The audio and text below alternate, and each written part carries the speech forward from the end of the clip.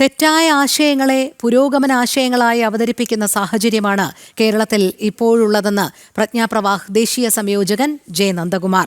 നമ്മുടെ ഉദാത്ത ബിംബങ്ങളെ വികൃതമാക്കാനുള്ള ശ്രമം ചിലർ നടത്തുന്നു. ഗീതയിലൂടെ അത്തരം ശ്രമങ്ങളെ തടയാൻ സാധിക്കും. ഭഗവത്ഗീത സിദ്ധാന്തമല്ല, പ്രായോഗികമാണെന്ന് ശങ്കരനും പരമേശ്വർജിയും ഉൾപ്പെടെയുള്ളവർ തെളിയിച്ചതാണെന്നും അദ്ദേഹം കൂട്ടിച്ചേർത്തു. കാലടി ശൃംഗേരി മഠത്തിൽ നടക്കുന്ന ഗീതായനം ദേശീയ സെമിനാറിന്റെ വിളംബര സഭയിൽ സംസാരിക്കുകയായിരുന്നു അദ്ദേഹം.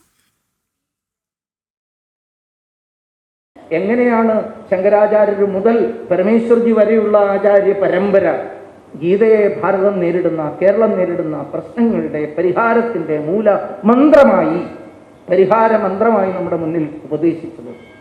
ഇത് തികച്ചും സാധ്യമായിട്ടുള്ള പ്രായോഗികമായിട്ടുള്ള ഒരു ദർശനം മാത്രമാണ്. ഇത് വെറും സിദ്ധാന്തത്തിലൂടെ കാണേണ്ട ഒന്നല്ല. ഭാരതത്തിലെമ്പാടും അത് സാധ്യമാക്കി തന്നിട്ടുണ്ട്. നമ്മുടെ ആചാര്യന്മാർ കാണിച്ചു തന്നിട്ടുണ്ട്, ഇപ്പോഴും കാണിച്ചു തന്നുകൊണ്ടിരിക്കുന്നുണ്ട്.